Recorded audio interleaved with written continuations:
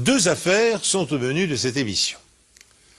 Dans la première, nous constaterons, si besoin, que nous vivons dans un monde dangereux.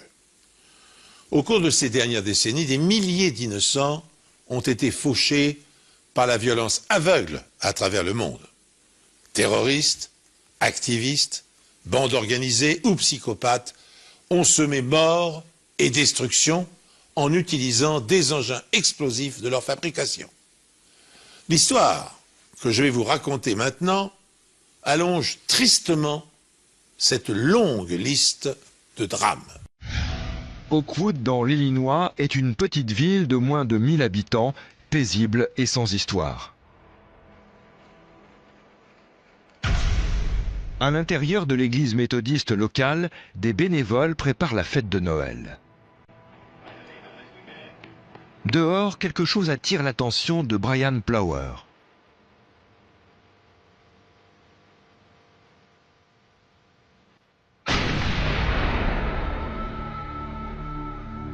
Certains ont pensé qu'une voiture était rentrée dans l'église. On est arrivé après les autres. Tout le monde pensait que c'était une explosion de gaz. Brian Plower, 46 ans, est tué sur le coup. Il avait une femme et 3 enfants. C'était quelqu'un de très charismatique, de très sociable. Brian aimait tout le monde. La fille de Bill Adam est sortie de l'église quelques secondes avant l'explosion. Ma fille a frôlé la mort. Elle a vraiment eu de la chance. Je me dis souvent que Brian a donné sa vie pour qu'elle survive. Les agents de l'ATF, l'agence américaine de contrôle des armes, des explosifs et de l'alcool, sont appelés pour enquêter. On a trouvé des bouts de métal, des morceaux de tuyaux. On a ramassé tous les morceaux de fil électrique qu'on a trouvés. On a ramassé des piles de 9 volts. On a tout emporté. Il ne s'agit donc pas d'une explosion de gaz. D'après les éléments retrouvés sur place par l'ATF, il s'agit d'une bombe artisanale. Un engin dans lequel la poudre explosive est placée dans un tuyau en acier, scellé par un bouchon métallique. Des fragments de bouchons rouges sont découverts dans les décombres, ainsi que du fil de cuivre argenté de 0,25 mm de diamètre, protégé par une gaine isolante bleue. Ce n'était pas un fil très commun. Ça pouvait être la signature du tueur. Une signature est un élément inhabituel laissé par le criminel, souvent sans qu'il le sache. On a trouvé un morceau de plastique vert avec une marque dessus. Igloo Legend 12. En fait, c'est une glacière. Ce qui signifie que la bombe devait se trouver dans une glacière reliée à un fil de détente. Les enquêteurs pensent que la victime n'était pas la cible du tueur. C'était évident pour nous que c'était tombé sur lui par hasard. Il n'y avait rien dans le passé de M. Plower qui pouvait en faire une cible potentielle. Les enquêteurs apprennent 2 informations importantes. Le seul magasin qui vend le fil bleu dans un rayon de 40 km est le magasin local d'électronique.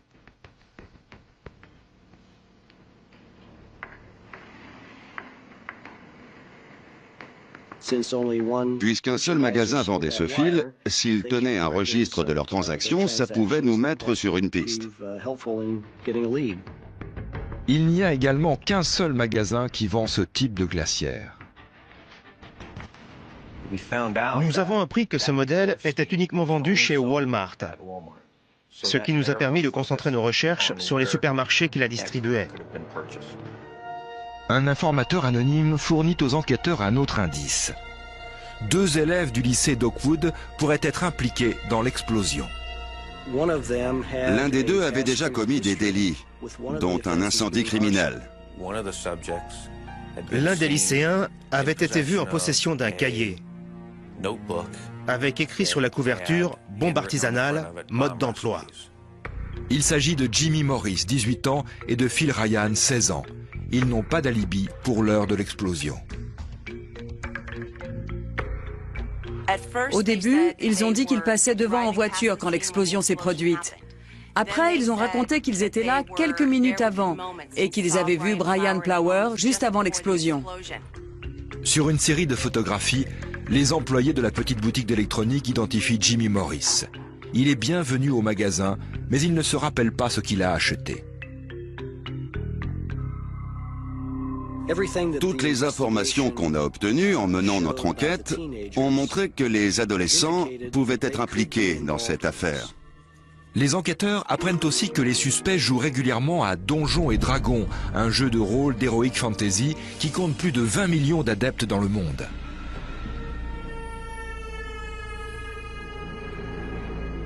Les joueurs doivent prendre l'identité de personnages imaginaires, souvent violents. Les jeux de rôle, et notamment Donjons et Dragons, le plus célèbre d'entre eux, ont suscité des polémiques aux États-Unis. L'Église les a condamnés au prétexte qu'ils s'apparentaient à des rituels sataniques.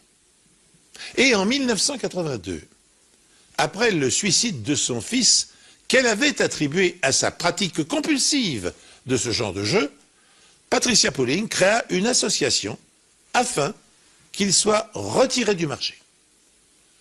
Il semble en effet que leur usage puisse entraîner des troubles psychologiques chez certains jeunes joueurs. Ainsi, en 1988, Chris Pritchard, un étudiant adepte de jeux de rôle, assassina son tuteur, confondant apparemment réalité et situation imaginaire. Et l'affaire fut prise suffisamment au sérieux pour que l'armée israélienne proscrive Donjons et Dragons dans ses casernes. Alors, dans l'histoire qui nous concerne, peut-on imaginer que Jimmy Morris et Phil Ryan, les adolescents suspectés d'avoir commis l'attentat à la bombe, aient été eux aussi sous l'influence des jeux de rôle? On a eu plusieurs cas dans le pays d'actes de violence commis par des joueurs de Donjons et Dragons qui sont passés de la fiction à la réalité. Les deux adolescents nient toute implication dans l'explosion et sont soumis au détecteur de mensonges. Le test a indiqué qu'ils avaient donné des réponses fausses quand ils ont répondu aux questions concernant les bombes et leur fabrication. Les adolescents finissent par s'accuser mutuellement. Chaque suspect a déclaré qu'il avait vu l'autre en possession d'une glacière verte. Les enquêteurs pensent avoir résolu l'affaire, jusqu'à ce qu'une autre explosion ait lieu à 8 km de là.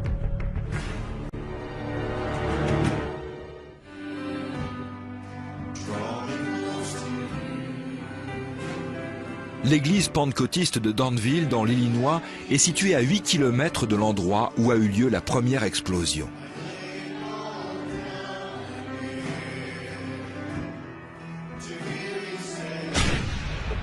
« 33 blessés. » Dont de nombreux adolescents. Un traumatisme qu'ils auront du mal à oublier.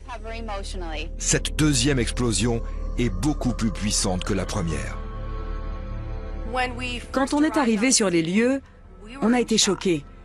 Il y avait un trou béant dans le mur ouest, assez gros pour faire passer un camion. C'était inimaginable. L'explosion s'est produite près du banc de l'église où un groupe de jeunes était assis. 33 personnes ont été blessées. Ils avaient reçu des éclats au visage, certains dans les oreilles. L'explosion avait été d'une telle puissance qu'ils avaient littéralement été soufflés par les débris. C'est une affaire très inhabituelle. 2 églises attaquées. Les gens ne s'en prennent pas souvent aux églises. Les enquêteurs de l'ATF recherchent les débris d'un engin explosif. On a trouvé des morceaux sur les toits des immeubles, partout. Il y avait plein de débris partout. Finalement, ils retrouvent plus de 20 composants différents de la bombe, ce qui leur permet de recréer une copie de l'engin explosif. Celui-ci était relié à une minuterie. La minuterie utilisée dans l'explosion de Danville ne pouvait se régler qu'en minutes. Le compte à rebours ne pouvait pas se faire en heures. Donc en fait, la minuterie a été remontée jusqu'à un certain nombre de minutes. Et quand ce laps de temps a été écoulé, les embouts des fils se sont connectés. Et c'est ce qui a déclenché l'explosion. Cette bombe était beaucoup plus puissante que la première.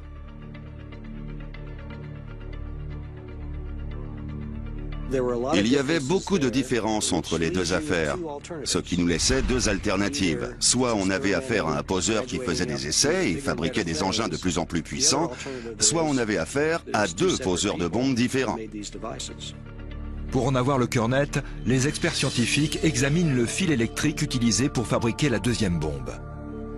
Le même fil a-t-il été utilisé dans les deux affaires? C'était du fil de cuivre argenté. Il y avait un seul fil, entouré d'une gaine bleue. C'était du fil extrêmement fin, de 0,25 mm d'épaisseur. Mais est-ce le même fil? Greg Cleese examine les marques d'extrusion laissées sur la couche isolante bleue. Lors de sa fabrication, le fil est en effet passé sous presse. C'est ce qui permet de le rendre uniforme.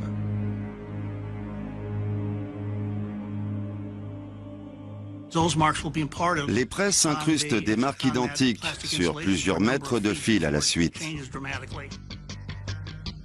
La comparaison au microscope ne laisse aucun doute. Les fils électriques des deux bombes ont la même origine. En fait, ils ont été produits dans la même usine, avec la même presse. Les experts découvrent également que les deux bombes ont été montées avec la même colle et la même ficelle en coton. Bombes artisanales, colis piégés, munitions détournées de leur usage initial. Les engins explosifs improvisés sont la plupart du temps de conception rudimentaire et ne sont pas toujours contrôlables par ceux qui les fabriquent. Toutefois, certains activistes parviennent à mettre au point des engins sophistiqués à partir de munitions militaires ou d'explosifs industriels utilisés dans les mines et les carrières. Toutes sortes d'appareils, comme les téléphones portables, peuvent servir de détonateurs ou de systèmes de mise à feu à distance. Mouvements extrémistes ou groupuscules terroristes font usage de ce type de bombes contre les populations civiles. Au cours de ces 25 dernières années, des milliers d'innocents en ont été victimes. Aux États-Unis, l'ATF, le Bureau des alcools, du tabac, des armes et des explosifs, une agence fédérale spécialisée, est en charge d'analyser les dégâts causés par ces engins. Dans notre affaire, les agents de l'ATF s'interrogent sur l'identité du poseur de bombes et sur ses mobiles.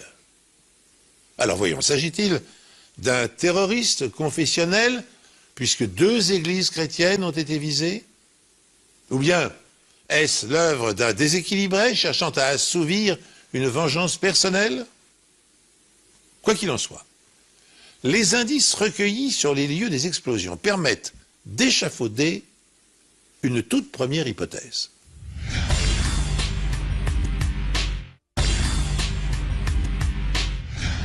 Les deux bombes semblent avoir été fabriquées par le même individu, ce qui élimine Jimmy Morris et Phil Ryan de la liste des suspects. Les deux adolescents ont un solide alibi pour la seconde explosion. Alors pourquoi se sont-ils accusés mutuellement? L'explication qu'ils ont donnée, c'est qu'ils avaient fait ça parce qu'ils jouaient à Donjons et Dragons. Ils ont fait perdre aux enquêteurs un temps précieux. C'était très stupide de faire ça. Puis un témoin se manifeste. Elle dit qu'elle a vu un homme promener un berger allemand près du parking de l'église quelques heures avant la première explosion. Elle se souvient que le chien portait un collier en cuir marron avec son nom inscrit dessus. Mais elle est incapable de décrire son maître. Est-ce l'élément crucial dont avait besoin la police pour faire avancer l'enquête? Après avoir éliminé les deux adolescents de la liste des suspects, les enquêteurs de l'ATF se mettent à la recherche d'autres pistes. Ils soupçonnent que le fil de cuivre bleu a été acheté dans un magasin d'électronique local. Malheureusement, la plupart des clients qui en ont acheté ont payé en liquide. Les enquêteurs ne peuvent donc pas remonter jusqu'à eux. La bombe artisanale se trouvait dans une glacière, vendue uniquement dans une certaine chaîne de supermarchés. Sur la centaine de pièces achetées, seules 3 ont été payées par carte bleue ou par chèque. Chaque acheteur est interrogé, mais ils sont finalement lavés de tout soupçon. Cette piste ne menait nulle part. Cette glacière ne nous a pas permis de remonter à un suspect potentiel.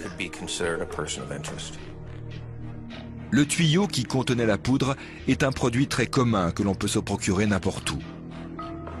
Le bouchon en métal vissé sur le tuyau a été peint en rouge, certainement par le poseur de bombes. Les engins explosifs qu'il fabrique sont de plus en plus sophistiqués. Les enquêteurs doivent absolument l'arrêter avant qu'il ne frappe de nouveau. Il y avait une escalade de la violence. Le dispositif était plus puissant et il avait fait beaucoup plus de victimes. Un membre de l'église où a eu lieu la deuxième explosion donne alors une nouvelle piste aux enquêteurs de l'ATF. Cette personne est venue nous voir et nous a dit « Je ne sais pas si c'est important, mais il y a cet homme que je connais, Monsieur White. En fait, il a fréquenté notre église pendant 5 ou 6 ans. Il voulait devenir membre à part entière de notre paroisse, mais sa demande a été refusée. » Richard White, 40 ans, vit à 20 km de là avec sa mère et sa fille.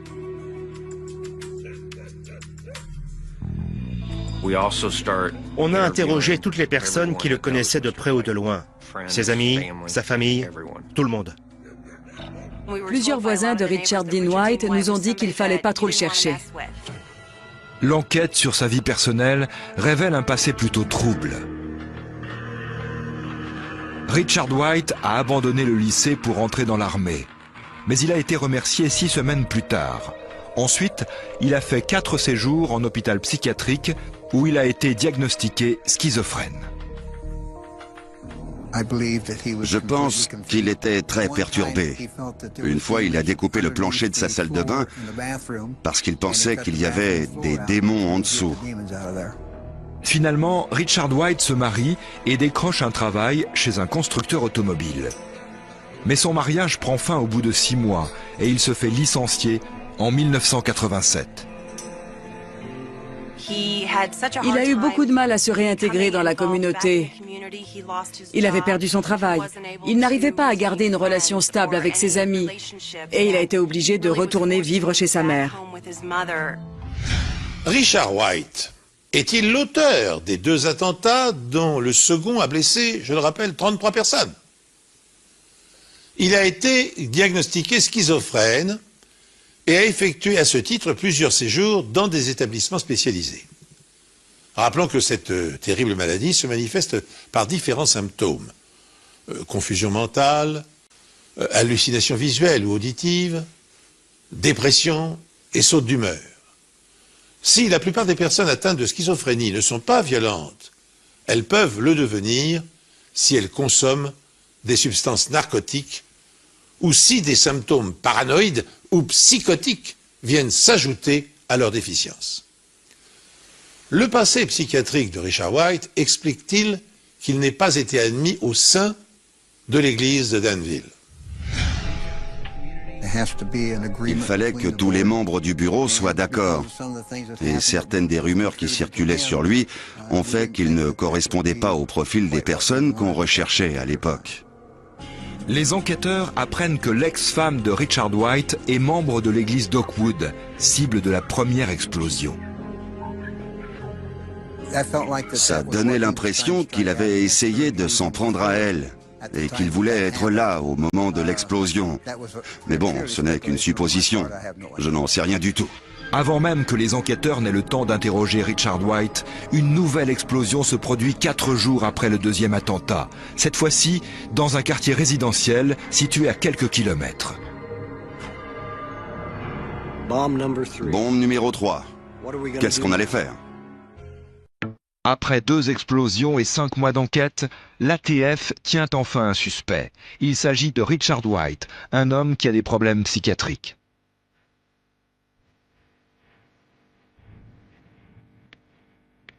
Je ne pense pas qu'il avait du mal à se faire des amis. Je crois surtout qu'il ne voulait nouer aucune relation. Son seul ami, c'était son chien, et ça lui convenait parfaitement. Les enquêteurs décident de rendre une petite visite au suspect.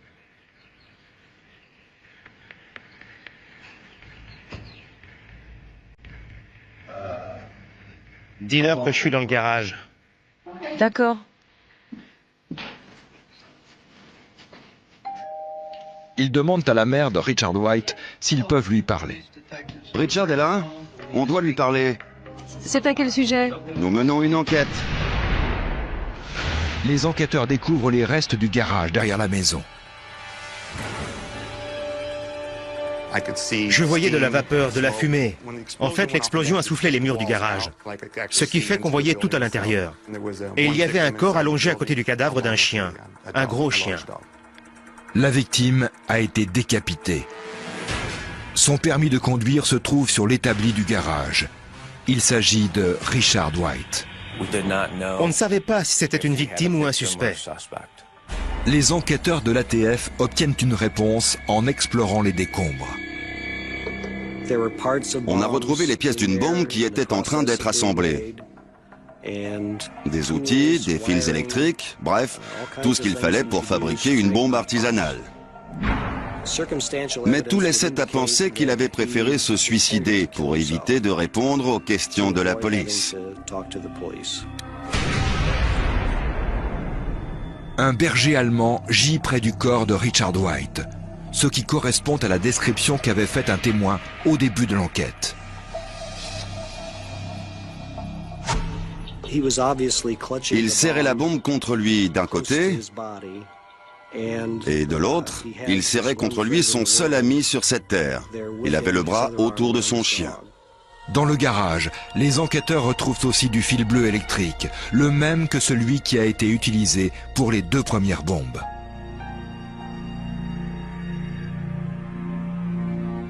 Ils trouvent également une pince coupante. Les experts scientifiques comparent les marques sur la pince coupante de White avec celles du fil de cuivre retrouvé à Danville.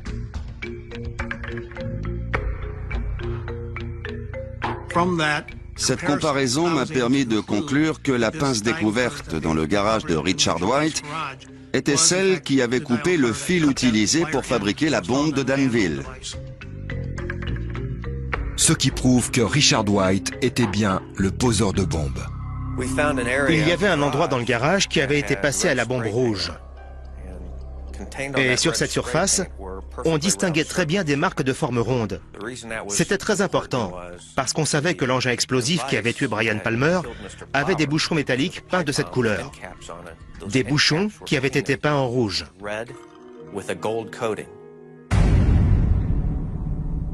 Mais des questions restent sans réponse. Pourquoi Richard White a-t-il visé des églises ? Les enquêteurs pensent que le poseur de bombes en voulait à l'église pentecôtiste de ne pas avoir voulu de lui. Mais il ne pouvait pas s'en prendre à cette église en premier. Le mobile aurait été trop évident. Il a donc décidé de poser d'abord une bombe dans l'église méthodiste d'Oakwood, certainement parce que son ex-femme en était membre. Il faisait des expériences. Il faisait des essais pour faire fonctionner ses engins. Il cherchait différentes façons de déclencher ces dispositifs. Les preuves scientifiques montrent que Richard White a placé la bombe dans une glacière verte, sans se soucier de qui la ramasserait. Brian Palmer s'est hélas trouvé au mauvais endroit, au mauvais moment.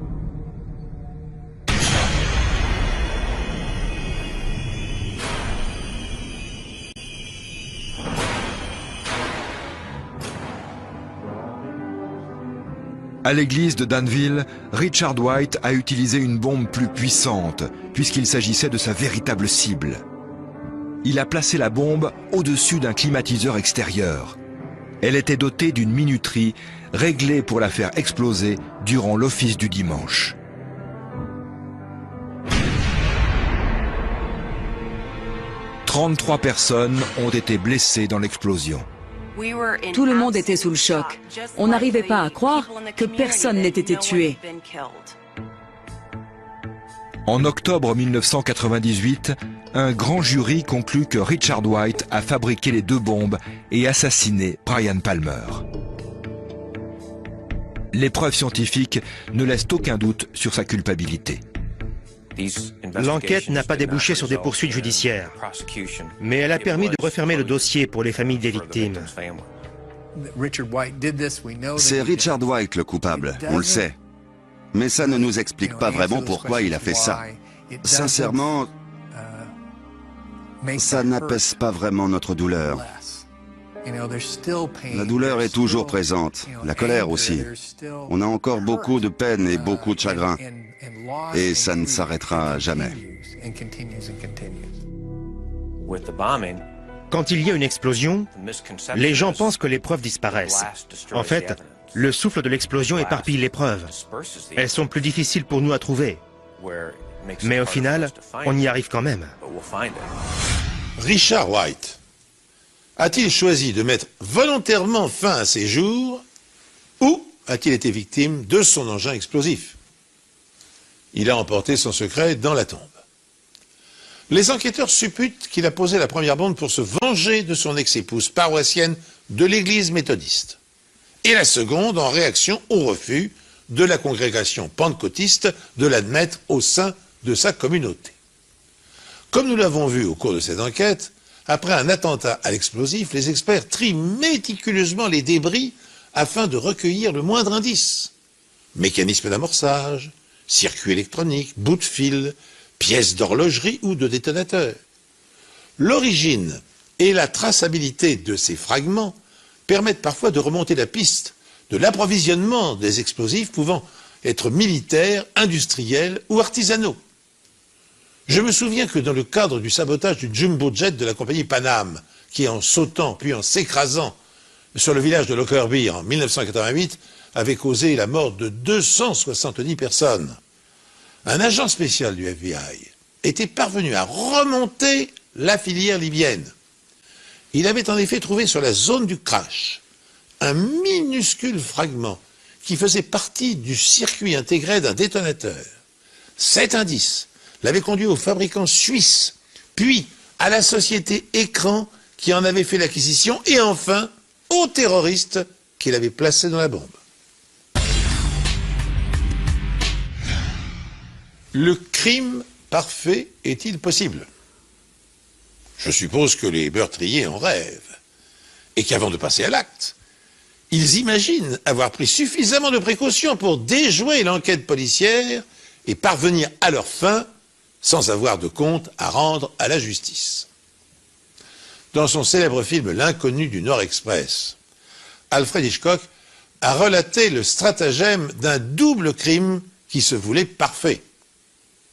Deux inconnus, Guy Haynes et Bruno Anthony, se rencontrent par hasard dans le wagon-restaurant d'un train. Après avoir sympathisé, Anthony propose à Haynes un marché très spécial. Il assassinera sa femme qui l'empêche de divorcer. À charge de revanche, Heinz tuera son père qu'il déteste.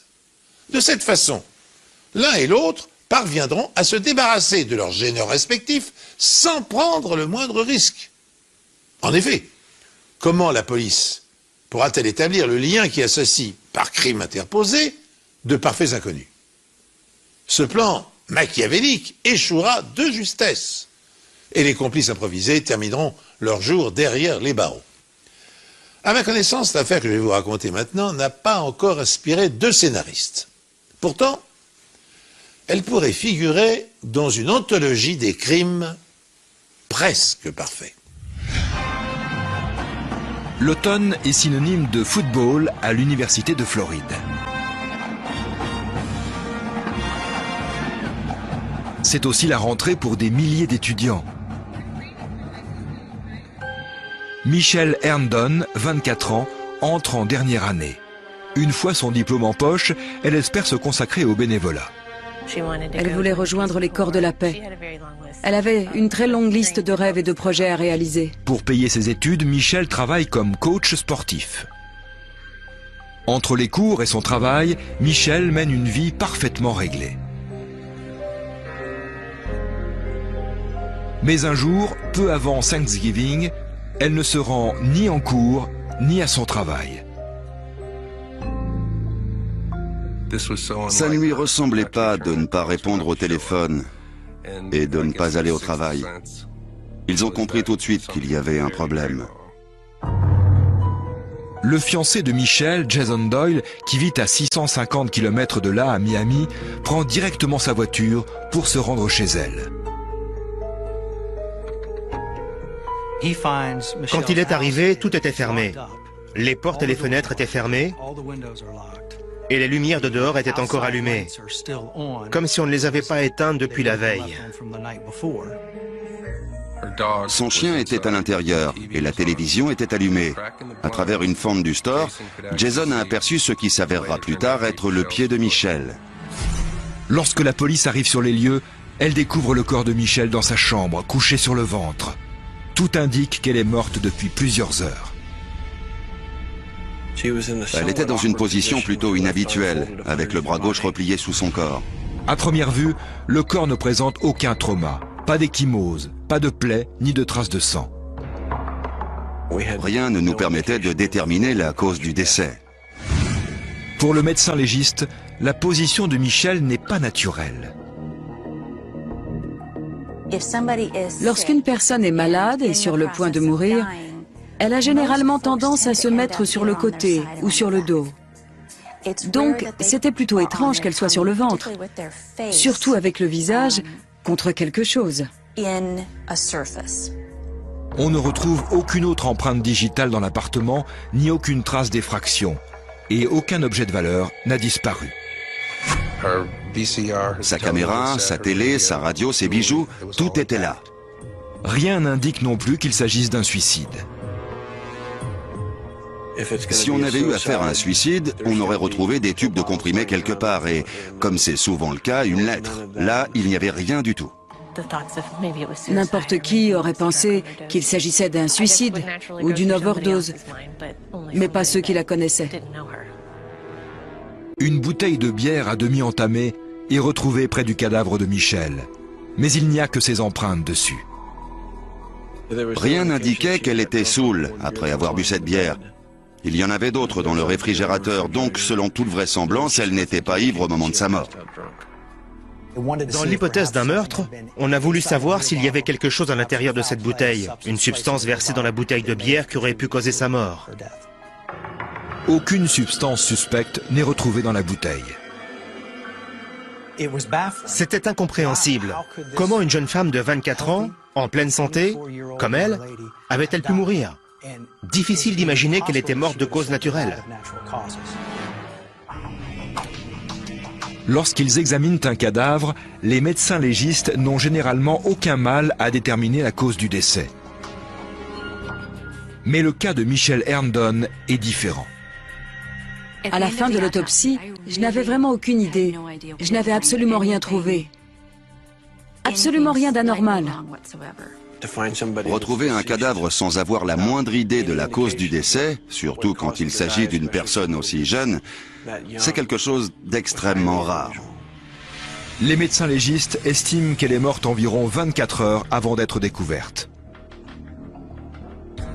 Les enquêteurs interrogent donc toutes les personnes qui étaient avec Michelle durant ce laps de temps. Michelle Herndon, une étudiante de 24 ans, est retrouvée morte dans sa maison. Et rien, y compris une autopsie, n'est en mesure d'expliquer la cause de son décès. A-t-elle succombé à un mal mystérieux et indécelable? S'est-elle suicidée? Mais de quelle manière? Puisque ni armes ni médicaments n'ont été retrouvés à sa portée. A-t-elle été assassinée? Mais dans ce cas, de quelle manière? Puisque son corps ne présente aucune trace de blessure et que son organisme ne contient pas de substances toxiques. Retenant provisoirement cette dernière hypothèse, les enquêteurs s'intéressent à l'entourage de la jeune femme.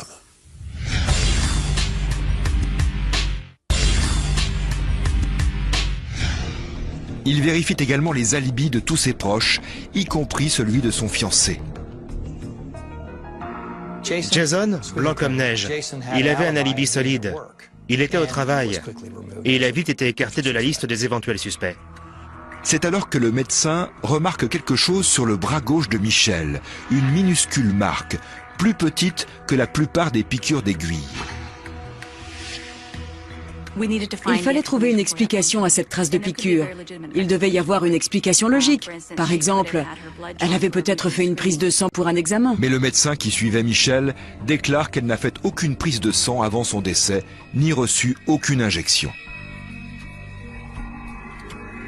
Le médecin légiste conseille alors aux enquêteurs de chercher tout ce qui pourrait indiquer que la jeune fille se droguait et aurait pu mourir d'une overdose. Dans un cas comme celui-là, quand on n'a aucun indice, le moindre élément a son importance. Les enquêteurs remarquent que les poubelles de l'appartement de Michel sont vides. Suivant leur intuition, ils se rendent à l'extérieur, à l'endroit où les habitants du quartier jettent leurs poubelles. On est allé à l'endroit où les gens du quartier jetaient leurs poubelles. Et par terre, dans un petit sac en plastique, j'ai aperçu un flacon pharmaceutique. J'ai appelé mon collègue et je lui ai dit qu'il fallait examiner ça de plus près. Ce sac contient 2 flacons de propofol, plusieurs seringues et un cathéter pédiatrique. Le sac ne pouvait venir que de chez Michel parce qu'à l'intérieur, il y avait du courrier à elle. Un cathéter pédiatrique, c'est minuscule. Ça laisse une toute petite marque, presque indétectable. La recherche d'empreintes digitales sur ces objets ne donne aucun résultat. Les enquêteurs doivent maintenant découvrir à quoi sert le propofol.